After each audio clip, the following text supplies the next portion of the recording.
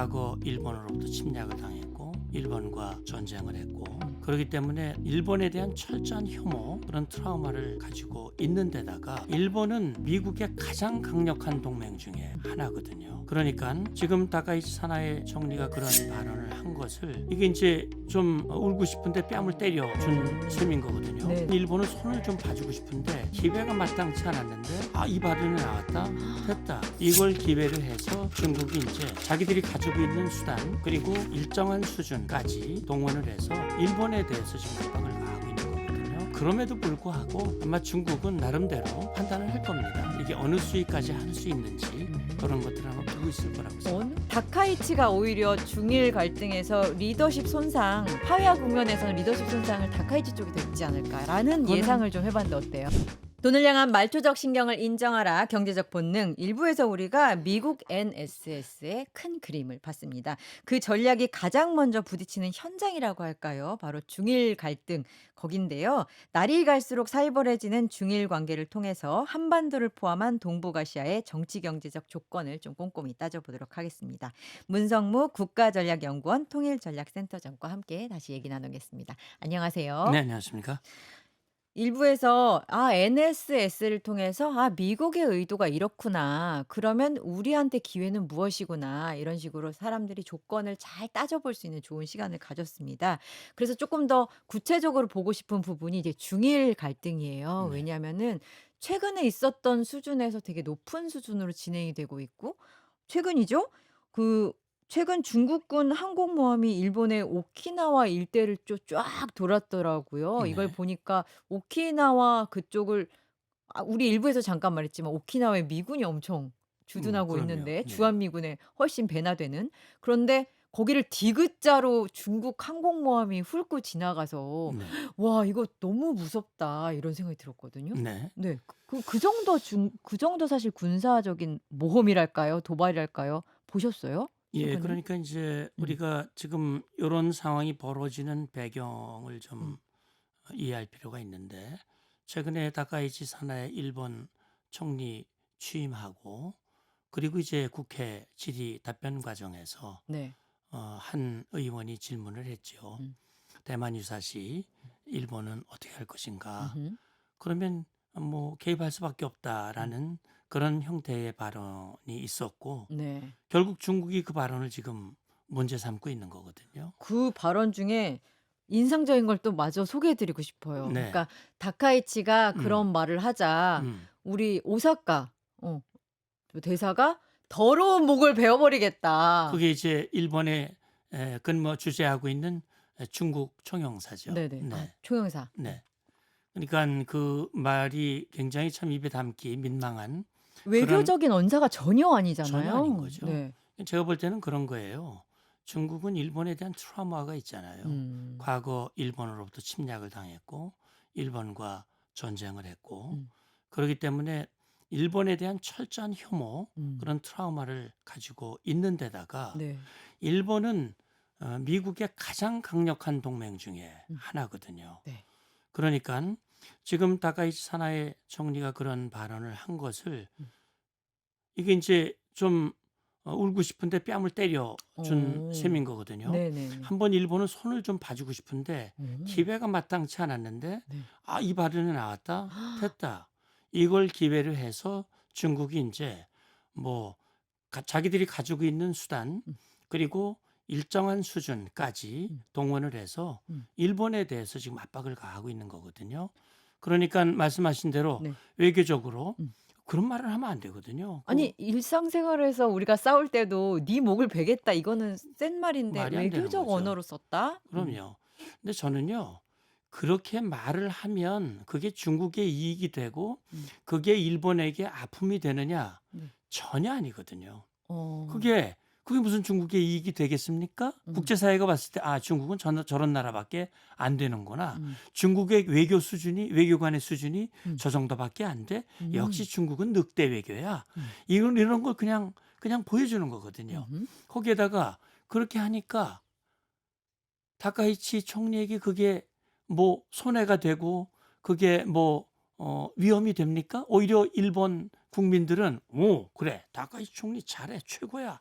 그래가지고 역대 총리들 중에 정말 지금 지지율이 뭐 맞습니다. 얼마나 높습니까? 내부적으로 다카이치 총리는 인기가 되게 높아진 건 맞아요. 네, 근데 그러니까요. 저는 지금 센터장님의 그 말씀하신 거에 약간 반론을 제기하고 싶은 게 네, 중국이 최근에 트럼프가 워낙에 이제 막 기존 질서, 세계 질서를 회집는 행동을 하자 음, 중국이 미국이 예전 같지 않지. 내가 그럼 새로운 형님으로 좀 나서 볼까? 음, 이러면서 약간 과거에 미국이 하던 형님 역할을 하려고 시도하던 차였잖아요. 네, 그런데 갑자기 이제 일본이 도발하자 더러운 목을 베겠다 하고 막 수산물부터 시작해서 영화도 안 보여주고 굉장히 음, 모든 카드를 다 동원하고 있단 말이에요. 네, 그렇게까지 일본만 콕 집어서 하는 거는 그게 이득이 되기 때문에 중국에게 이 정도로 세게 일본한테 보여줘야 된다는 믿음이 있기 때문에 전략적으로 그렇게 한 게 아닌가라는 생각이 들거든요. 그렇게 생각할 수도 있을 겁니다.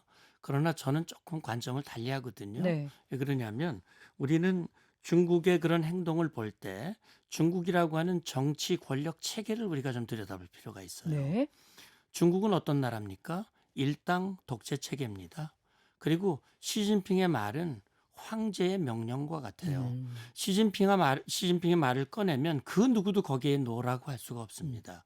그거는 이미 우리가 2016년에 한한령을 통해서 음. 이미 경험한 바가 있어요. 한한령이라는 게 실제로 공식화되진 않았지만 시진핑이 한번 눈짓을 주자 알아서 그럼요. 모두가 기었던 그거 알아서 말씀하시는 그 거죠? 한국의 어. 손을 봐. 음. 그러니까 그 모든 게 일제히 이루어진 거거든요. 네. 그러니까 그거는요. 그게 뭐 중국의 이익이 되고 안 되고는 상관이 없어요. 어. 시진핑이 그렇게 말하면 해야 되는 거예요. 지도자의 비위에 맞춘 그럼요. 건가? 그건 북한도 비슷하죠. 네네. 그러니까 사실은 이렇게 하는 게 중국이 별로 이익이 안 돼요. 어. 그러니까 한한령 아까 잠깐 나왔으니까 조금 네. 더 말씀드리면 네네. 죄송합니다. 그 한한령을 통해서 중국이 이익 본 거는 저는 제로라고 생각해요. 오. 오히려 손해를 봤다고 봐요. 왜 그러냐면 네. 사드 배치 못 막았어요. 정상 배치돼 버렸어요. 음. 그리고 그거 하면서 그동안 쌓았던 중국에 대한 한국민의 신뢰와 호감이 다 사라져 버렸어요. 아, 혐중이라는 예. 얘기가 떠오르기 시작한 그리고 때죠. 중국 한중 관계 굉장히 어. 나빠졌죠. 그럼 이게 중국이 이익이 됐겠느냐? 음. 그건 국제사회가 봤을 때 중국은 저런 나라야. 음. 중국은 혐오, 기피 대상이야. 음. 이런 생각을 갖게 됐는데 이번 같은 경우도 물론 이제 중국이 일본에게 레드라인 여기까지 넘으면 안 돼. 다시는 그런 발언 하지 마. 그 발언 철회해. 철회 안 하면 계속 압력을 가할 거야. 이렇게 함으로써 일본을 꺾으려고 생각할 수 있을지 모르겠으나 네. 말씀하신 대로 그렇게 함으로써 중국이 미국을 대신해서 작은 형님 역할을 하고 국제사회에서 자기의 영향력을 강화하는 그런 어떤 전략적인 목적을 가지고 한다기보다는 지금 중국이라고 하는 독특한 일당 독재 체제 이 시진핑이 한번 언급하면 그 누구도 거기에 대해서 반론을 제기하지 못하고 그걸 조절할 수 있는 그런 어떤 시스템이 그렇죠. 돼 있지 않다. 반대 기제가 만약에 없네요. 자유민주주의 같으면 이게 우리 이익이 될까 안 될까? 발언 수위 이거 아니야. 좀 조정을 해서. 근데 지금 어떻게 하든 일본을 아프게 만드는 그런 건만 찾아가지고 지금 밀어붙이고 있는 것 같은데 아마 제가 볼 땐 그럼에도 불구하고 아마 중국은 나름대로 판단을 할 겁니다. 이게 어느 수위까지 할 수 있는지 그런 것들을 아마 보고 있을 거라고 생각해요. 어느 수요 관련해서 그럼 질문을 네. 드리고 싶네요. 현재 뭐 유학이라든지 여행 같은 거 못 가게 하고 또 뭐 영화 사용 연기하고 항공 모함 훈련하고 이거 항공모함 훈련이 좀 셌네요. 네. 그런 게 있었다면 마지막 카드로 사실 되게 많이 하는 게 히토류 수출 제한이잖아요. 네. 지난 2013년 전이네요. 센카쿠 열도 이슈가 있을 때 일본의 히토류 수출을 제한을 하는 그게 이제 일종의 센 카드라고 할 수 있는데 그럼 네. 거기까지는 안 갈 거라고. 예, 그러니까 이제 사실은 중국과 일본과 중국 간의 어떤 경제 관계가 사실 서로 끊을 수 없는 그런 그 연결고리가 있는 거거든요. 그러니까 중국도 일본이 예를 들어서 뭐 소재와 부품이나 장품, 소부장은 일본이 강하지 않습니까? 에칭가스 뭐 이런 것까지 포함하면 그렇죠. 뭐 70-80%가 일본에 의존을 해야 될 네, 거예요. 그러니까 그런 걸 예를 들어서 일본이 중단시키면 어. 중국 경제도 휘청거릴 수밖에 없거든요. 서로 카드를 이렇게 숨기고 있군요. 그럼요. 음. 그러니까 히토류 같은 경우도 이미 일본은 이제 당한 그런 쓰라린 아픔이 있었기 때문에 이후에 휘토류의 대중국 의존도를 최소화시키기 위한 노력을 했고 음. 그렇기 때문에 한 50% 정도는 이제 의존도를 줄였다고 얘기를 해요. 음. 그러다 보면 휘토류 카드 꺼냈다가 별 효과도 못 보고 오히려 그건 타격이 일본의 크다. 반격 카드를 맞게 되면 음. 그때는 체면만 구기고 음. 효과는 별로 없는 음흠. 그런 상황이 될 수도 있기 때문에 네. 아마 중국 내부에서도 음. 거기까지는 네. 지금 좀 보고 있는 것 같고요.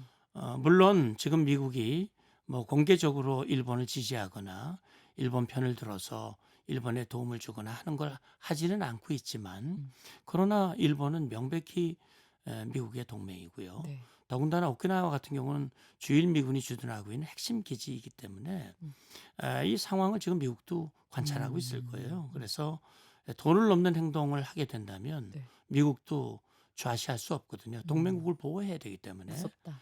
그렇기 때문에 아마 중국도 그런 것들을 염두에 두고 일본에 대한 레드라인도 있지만 중국 스스로도 이 선은 넘어서는 곤란하다라는 그런 생각을 가질 수 있으리라고 보고요. 네. 사치 말하면 군사적인 실제적인 충돌 뭐 지금 중국 전투기가 함재기가 이륙을 해서 일본의 그 함재기가 영해 침범을 했기 때문에 이제 항공모함이 공해상에서 움직이는 건 그건 할 수 있어요. 네네. 할 수 있지만은 영해 침범은 안 되거든요.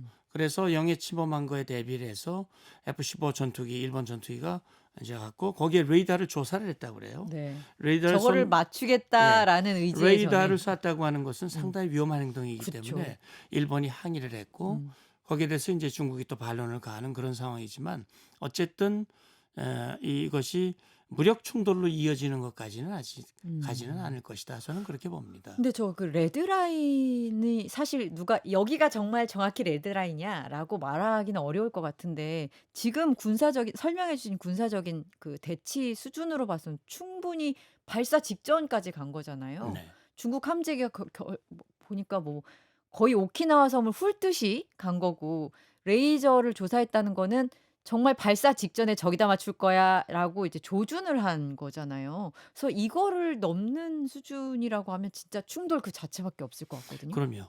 그러니까 만약에 그 과정에서 예를 들어서 실탄 발사가 이루어진다 음. 그러면 그게 이제 결국은 우발적 충돌이 실제 충돌로 이어질 수 있는 그런 결과가 올 수도 있는 거거든요. 네네. 그러니까 그건 과거에 이제 우리 남북 간에도 음. 1999년에 1차 연평해전이 있었고 2002년에 그건 저는 우발 충돌로 보지는 않습니다만 음. 북한의 의도적인 음. 그런 충돌이라고 봅니다만 어쨌든 중국과 일본 사이에서도 그럴 가능성이 있고 아마 중국 당국에서도 음. 그렇게까지 가서는 안 된다라는 음. 판단을 하리라고 봅니다. 서로 다 다카이치나 음. 시진핑이나 뭐 저 멀리 있는 트럼프조차도 다 그렇게까지 가면 안 돼.'라고 다들 생각은 할 것 같아요. 그럼요. 그런데 모두 국내 정치적으로 특히나 민주 선거 체제로 뽑힌 뭐 다카이치나 트럼프의 경우는 여기서 내가 밀리는 모습을 보여주면 안 될 것 같은데 그리고 다카이치는 아까 말씀하셨듯이 '내가 여기서 밀리는 모습을 보이면 내 지지율이 깎일 텐데.'라고 판단할 가능성이 매우 커 보이고 시진핑은 민주체에서 선출된 리더는 아니지만 대신 황제잖아요. 음. 황제이기 때문에 황제의 그 권 음. 황제의 권위가 실추되면 안 황제 되니까. 황제의 권위가 있지. 이게 그렇죠, 실추되면 그렇죠. 안 그럼요, 되니까 맞아요. 예. 어. 그거를 되게 지키기 위해서라도 약간 에스컬레이팅 되는 거를 막을 만한 그런 게 있나 궁금해요. 예, 그러니까요. 지금 이제 말씀하신 대로 우리 국제 정치 이론에서 보면 그런 게 있어요. 국가 간의 충돌, 전쟁의 원인을 세 가지 차원에서 보거든요. 네. 그래서 그 한 가지가 바로 리더십 때문에 음. 전쟁이 어. 발발하고 네. 국내 정치 요인, 국제 정치 요인 이런 것들을 얘기를 하는데 그게 어느 하나 요인 또는 복합적인 요인에 의해서 충돌이 발생하게 되는데 사실은 리더십 굉장히 중요하죠. 네. 예를 들어서 6.25 전쟁도 김일성이가 1950년 6월 25일 본인이 이제 한반도 전체 지도자가 되겠다는 그런 야심. 음. 그리고 그 뒤에는 스탈린이 도와줬고 또 모택동이가 그 지원을 동의하는 약속을 했기 때문에 이루어진 거거든요. 아들까지 보내면서. 그렇기 때문에 그 리더십이 굉장히 중요해요. 음. 그럼에도 불구하고 음. 결국은 다카이치도 이게 중국에 밀리면 안 되겠지만 그게 충돌로 가서 그게 일본에 결정적인 타격. 그 위험이 되는 것은 또 원하지 음. 않기 때문에 중국도 마찬가지죠. 네. 그래서 어떻게 보면 그 위험으로부터 위기 관리를 하고 잘 대응하는 것도 하나의 그것도 업적이 될 수 있고 와. 그게 위신이 될 수 있기 때문에 음. 제가 볼 때는 과거에 뭐 소통 수단이 적절치 않았을 때는 상대방이 뭘 생각하는지 모르지만 요즘이야 뭐 다 알지 않습니까? 말 안 해도 위성, 뭐 감청 다 그런 걸 통해서 또 스파이 뭐 공식 외교관들도 사실 공식적인 스파이들이니까 그렇죠. 그렇게 해서 상대방의 의지 이런 것들을 읽기 때문에 제가 볼 때는 그래, 여기까지 압력을 가하지만 우리가 여기에서 조금 더 상대방의 반응을 봐가면서 하자 이렇게 어떤 그 충돌을 제어하는 장치들이 저는 오. 작용하고 있을 거라고 저는 봅니다. 충돌을 자꾸 비관적인 질문을 드려서 죄송한데 네. 충돌을 제어할 수 있는 어떤 역할을 하는 정보 면에서는 그런데 한 번 잘못 충돌이 일어나면 대신 그 파괴력은 굉장히 큰 시대인 것 같거든요. 그럼요. 예, 그래서 그 부분이 걱정이 돼서. 그렇기 때문에 이제 그런 상황까지 가지 않도록 만들기 위한 네. 그런 노력이 이제 계속 있어야 되거든요.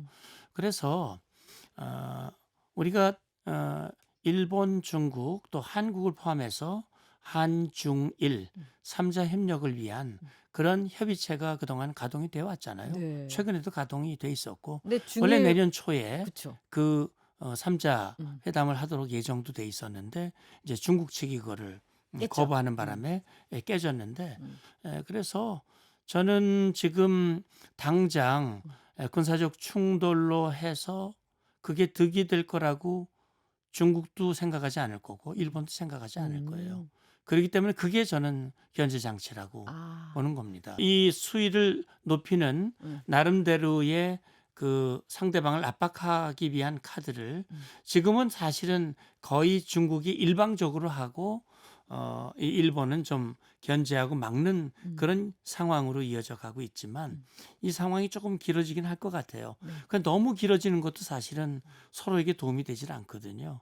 그래서 우리가 이제 한일 간에도 한동안 우리가 굉장히 그 긴장이 격화되고 불편한 그런 관계가 이어지다가 이제 우리 정부의 결단으로 상황이 이제 호전이 됐듯이 네. 아마 일본, 중국, 일본 관계도 아마 그런 전환점이 있으리라고 저는 생각하는데 쉽지 않겠다. 아마 그게 저는 내년 4월 트럼프 대통령이 이제 중국을 방문하게 되면 아마 트럼프가 뭐 자기가 지금 이번 NSS에서도 8개 분쟁 지역을 자기가 막 해가지고 평화를 만들었고 난 평화의 대통령이고 그렇기 때문에 중일 간의 갈등도 견제를 해서 그렇게 해서 좀 조정을 하고 화해를 붙이면 그것도 또 중요한 업적 중에 그럴 하나가 수 될 수도 있는 있겠죠. 거잖아요. 그래서 제가 사실 그 대목에서 네.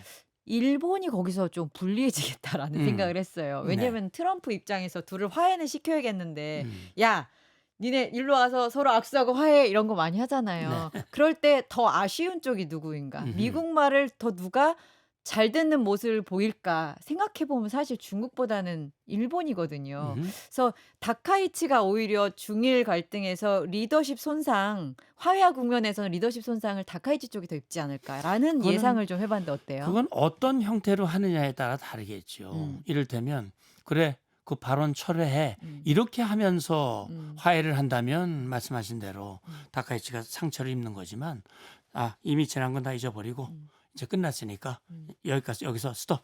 그리고 지금부터 다시 대화 재개하고 이 상태에서 하자. 그러면 뭐 사실은 다카이치가 손해 볼 깔끔하게. 이유가 없는 것이죠. 아마 그럴 수도 그 있겠네요. 트럼프 대통령으로서도 다카이치가 잘못된 발언을 한 거 아니거든요. 그리고 다카이치가 일부러 그걸 중국을 자극하려고 한 게 아니라 그렇죠. 의원이 질문에 문답 과정에서. 답변하는 과정에서 나온 거라는 걸 미국도 모르는 바가 아니기 때문에 그걸 가지고 발언 철회해 이렇게 말하기는 어려울 거예요. 그건 미국의 그 정책하고도 연관이 되는 거기 때문에 음. 그래서 만약에 한다면 서로 간에 음흠. 그런 거 일단 이미 지난 얘기니까 음. 그거 너무 이제 더 이상 거론하지 말고 음. 지금부터 다시 대화합시다. 음. 이런 식으로 하지 않을까? 음.